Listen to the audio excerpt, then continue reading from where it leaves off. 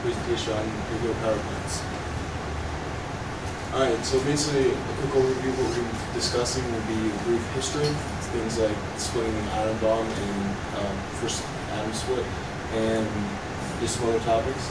And the next part will be how the actual nuclear power plant works with fission and an actual reactor, and then we'll discuss just a little bit about power plants around the world. Cut off a bit. No, I think it's 100 BC. Charon was able to harness expanding warm air to open doors in a temple and extinguish fires. Basically, the idea of nuclear power isn't really explosion, but it's steam and heating, which we'll get discussing in a little bit. The first proven fusion was made by Otto Hahn in Germany in 1939. In 1941 was the first controlled nuclear chain reaction. Chicago Pilot 1 was the name of it. During World War II, there was advances made in warfare. It was about dropping an atomic bomb. In 1946, the American Congress passed the Atomic Energy Act, which basically said any technology advances was not meant for warfare, but for energy and advancing civilization. In 1946, just said that. In 1951, the first four electric bombs were eliminated. Bulbs were eliminated. I thought I had a picture here, but I don't. The first nuclear submarine was created in 1953. In 1954, the Soviets made the first successful power plant in Sasani. In 1956, the first commercial nuclear power plant was made in the United States, Singapore, and General Electric Company had started some commercial uses for the power plants.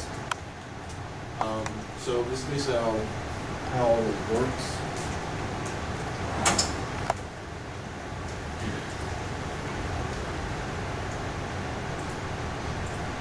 Alright, so right here, this is just a sitting, chilling. Actually, the video guy describes it a bit better. Uranium-35, protons, neutrons, electrons. And it's just the atom cloud around it. This is a free neutron, accelerated, smashes into the central part of the atom, exploding it, breaks apart, combines again. There's 3 leftover neutrons and 2 leftover ones.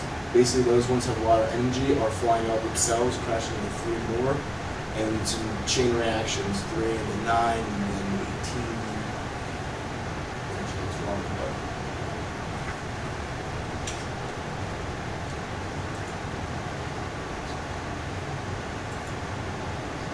and this one right here is actually describing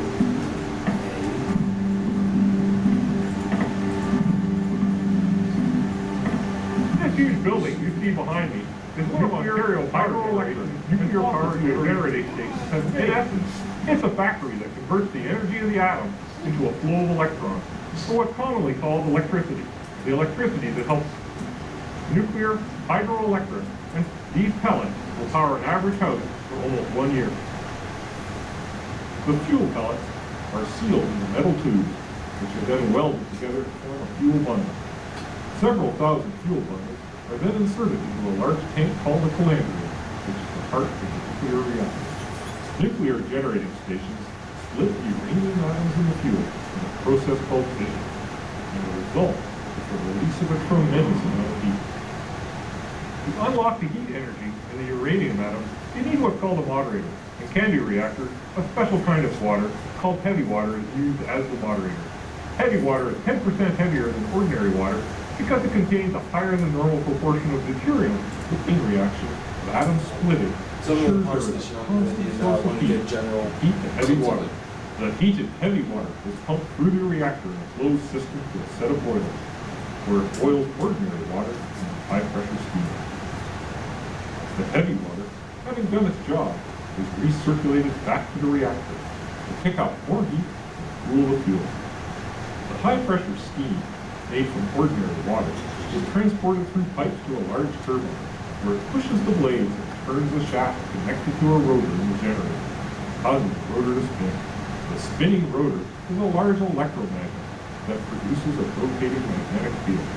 This field moves across coils of copper wire in the generator stator, producing electricity that can be sent across transmission lines. The steam coming out of the turbine is condensed back into water using cooling water from the lake and pumped back to the boilers to continue the process. Ontario Nuclear Generating Station has sophisticated. So basically, as he was trying to describe, is the water first comes into here. There's a pump that pumps it up. It gets super pressurized and comes through here. It allows all this.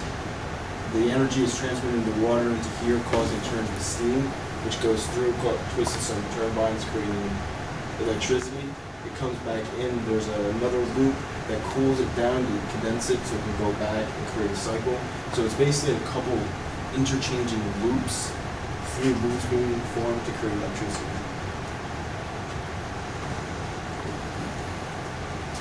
So nuclear power plants around the world. And the idea of the United States has the most number of power plants is true.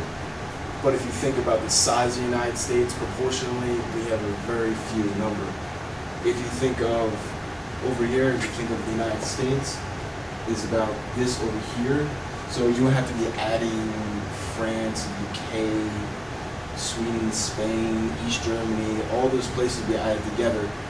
So Europe has more than us, but individually they have less. As you can see, I just had a couple of graphs. The United States has a total of 104. And here's a little bit of information that some people may not know.